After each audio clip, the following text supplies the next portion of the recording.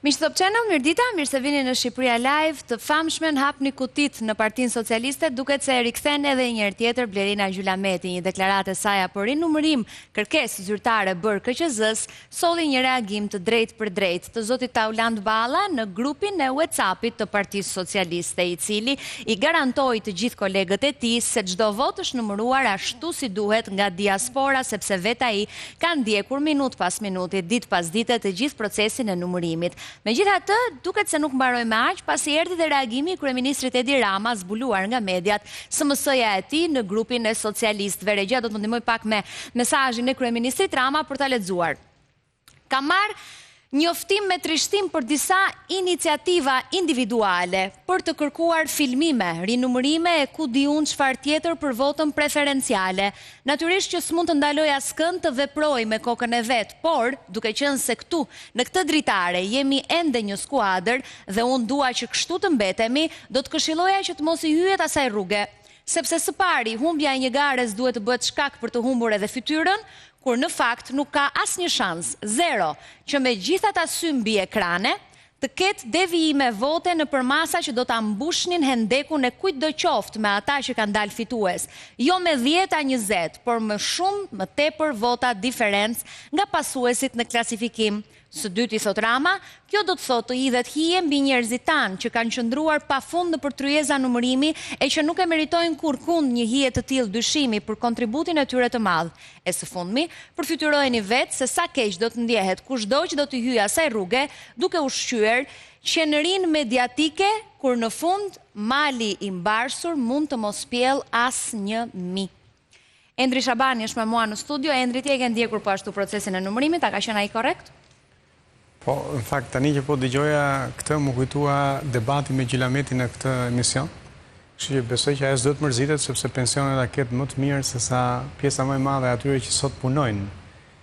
Janë aktivisht në punë, mjek, pedagog e tjerë, kështu që ka një ngushëllim edhe për Gjulametin. Edhe për gjithë deputetët e tjerë, të cilët për vetë në vetë kanë vendosur pensione suplementare që janë ku e ku më të larta se sa rroga e shtresës mesme në Shqipëri. Kjo ishte me që u përmend. Në gjykimin tënd. Shiko, ne kemi qëndruar në kokë nga fillimi deri në fund. Çdo votë që është hedhur për koalicionin ton, ne kemi monitoruar. Në disa raste na është dashur të ketë tension me numërues, kemi kërkuar numërim aty, por unë jam i bindur që ne kemi mbrojtur çdo votë. Ka një problematik me votat e Greqisë, që besoj që duhet hetuar edhe duhet zbuluar çka ka ndodhur, sepse aty ka, për shembull, unë si studius kam arritur të projektoj rezultatin që të dielën në mëngjes. Pra kur filloi numërimi në 12 natës, në 3 mëngjesit ne dinim pak a shumë sa vota do merren në Tiranë apo në Shqipëri, për shkak sepse nga trendi apo ka një trend. Ka një trend, kur numërojnë 100 kutit e para, ai trend fillon nga fillimi në fund. Pra jetë 3%, mund të shkosh maksimum 4%. Çka ka ndodhur me Greqinë? Kudo tjetër ne jemi 8% në gjithë botën, nga votat diasporës, në Greqi jemi 5%. Kudo tjetër për Partia Socialiste është 57% në votat e diasporës, në Greqi është 80%. Ka një anomali aty. Dhe anomalit në përgjithësi tregon që ka një problematikë që duhet hetuar. Ti e njeh fitoren e Partisë Socialiste? Unë njoh humbjen e opozitës, sepse Partia Socialiste ka humbur 35.000 vota. Pra shqiptarët nuk din llogari mandatesh. 35.000 shqiptarë që në 2021 votuan Partinë Socialiste, në 2025 nuk votuan më Partinë Socialiste. Pra nuk shkuan të votojnë Partinë Socialiste. Por, pavarësisht se dolën më pak votues, PS-ja është rritur me 9 mandate. Si ka ndodhur kjo? Ka ndodhur sepse pala përballë u dekurajua. Pra opozita nuk votoi. Dhe duke qenë se mbi 100.000 njerëz që kishin votuar në 2021 nuk shkuan të votonin më, ato ishin vota të munguara, duke rritur artificialisht peshën e Partisë Socialiste. Dhe këtu pastaj kërkohet një lloj reflektimi për çdo aktor opozitar për të kuptuar që sfidën më të madhe ne e kemi me mosvotimin, me zhgënjimin, me pesimizmin, me idenë që këtu janë gjithë njësoj, që ky vend nuk ndryshon. Kjo është betejë kryesore që kemi, jo vetëm si të rinj, por si çdo aktor opozitar. Padyshim që po. Sigurisht. Unë objektivi 300.000 që ne patëm vendosur ishte sepse realisht besonim që do merrim 300.000 vota. Nuk është se ishte slogan elektoral. morëm rreth 70.000 vota, që është një shumë më pak se që kishim menduar, por që është një rezultat spektakolar për një forcë re, e cila nuk ka struktura në terren, nuk ka eksperiencën e partive të vjetra, nuk ka buxhetin e partive të vjetra, nuk ka mundësitë e partive të vjetra, megjithatë ka nxjerrë 70.000 njerëz që të votojnë. Kështu që për ne ky është një rezultat shumë i mirë. Nga ana tjetër 140 Jo brenda pritshmërive. Jo brenda pritshmërive. Shiko, ne kemi dështuar në objektivin që kishim vendosur. 300.000 vota. Jo, si ishte ajo, ishte të vendosim këmbën në derë. Pra, ne do ta kishim dalë vetëm nëse ne do vendosim këmbën në derë që Rama mos përmendej qeverinë. Ky është objektivi, ne për këtë synuam bënë. Moment që ai ka thua 83 mandate. Moment që ai ka 83 mandate, ne të tjerët nuk ka kemi dalë. Tani, a duhet të dorëzojmë? Unë them që jo, sepse nuk kemi rrugë tjetër. Duhet të ecim përpara, duhet të riorganizohemi më mirë dhe duhet që 100.000 njerëz që menduan që më mirë të rinë në shtëpi, ti bindim që duhet domosdoshmërisht të angazhohen politikisht. Një mandat është dështimi juaj apo i sistemit?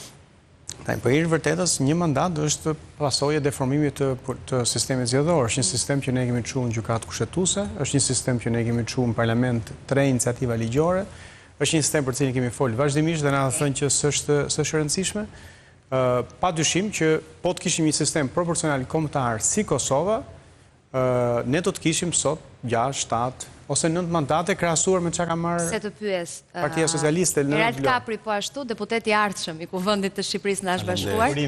Faleminderit. Faleminderit Erald për kohën tënde sot. Do vi tek ti më një herë sapo të përfundoj pyetjen e fundit për Shabanin edhe për nismën Shqipëria bëhet, folur pastaj për mundësinë. Unë di ku do shkosh. Ti e di ku do shkoj? E shohim bashkë? E shohim se ka. Shohim bashkë premtimin e Lapaj në këtë studio për një mandat. Po. I kënaqur me një vend? Me kë vend? Me një vend në parlament. Me kë po flet? Me ty. Vetëm me ty. Me një vend çan. Jam gjithkohon e fokusuar te ty. Me çfarë vendim? Për deputet. Deputet? Atëherë shënoje, nëse Adriatik Lapaj merr një mandat në parlament, nuk do jetë Adriatik Lapaj që do ketë atë mandat, sepse unë nuk po hyj për të kap një cop deputeti. Kemi këtu. Mbaj më shënim. E mbajte ja ku e ke. Një mandat ti nuk hyn vet. Moj zonjë, me kë po flet po? Sa mandate do që të hysh vet në parlament? Unë po të them dhe një herë. Me sa hyn Adriatik Lapaj në parlament? Në këtë betejë kemi hyrë për parimet dhe në këtë betejë nuk do t'i ndajemi derisa ta shkërmoqim politikën e vjetër. Se po pyet Eraldi gjatë gjithë kohës, e ke shënuar? Me sa duket e kam shënuar, po jo Lapaj. Ti e di e para se unë të vendosja videon se çfarë do vendosja? E pash ku po shkonte diskutimi. Shiko. E keni diskutuar për shkak? Se tani kjo video është bërë shumë virale, se edhe unë e kisha harruar këtë premtimin e Lapaj, që t'jem e sinqert me ty ma ka ndërguar. Gjithë faqet e memeve që e kanë shpërndarë, kudo ku është bërë virale, dhe sigurisht që ty s'të ka shpëtuar. Unë do flasë për parimet që ne kemi vendosë, si koalicion. Pra ne kemi vendosë, kemi marrë 2 angazhime. Angazhimi i parë ishte që lista e mbyllur, që janë 46 kandidatë, të gjithë do japin ndërheqjen. Dhe ne kemi dalë që ta mbajmë të angazhim 46 njerëz në datë 11 maj, ora 7, kur mbaroi votimi, shkuan dhe depozituan ndërheqjet e tyre. Angazhimi i dytë që kemi marrë është ne do garojmë me listë të hapur. Si Adriatiku, si unë, si Pano, si të gjithë kemi dalë në listë hapur dhe jemi renditur në bazë të votave personale. Adriatiku është renditur i pari me votat personale.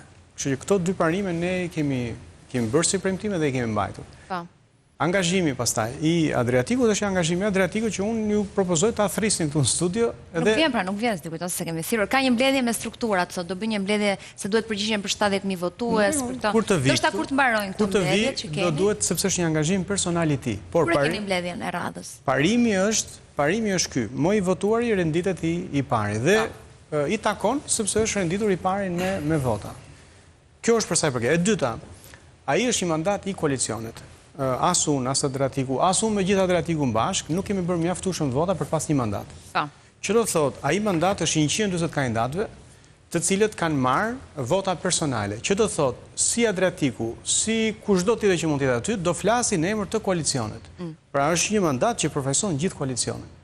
Dhe nuk ka asnjë diferencë nëse është Adriatiku apo dikush tjetër, do jetë po e njëjta betejë. Do jenë të njëjtat nisma ligjore që do të çojmë atje, do jetë i njëjti zë që do të çojmë atje, sepse është zëri i të paktën 140 kandidatëve dhe është zëri i 65.000 votuesve që kanë besuar te koalicioni. Shumë këm në tokë dhe prandaj po ta bëj ty pyetjen dhe s'ja bëj dikujt tjetër.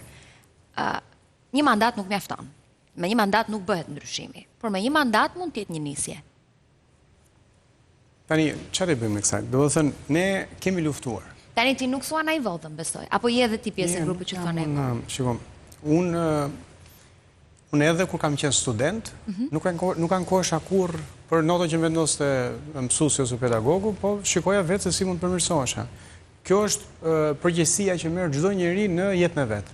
Kështu që unë nuk do shohësh tek ne diskursin e Berishës apo dhe Ramës kur ishte në opozitë që mollën votat.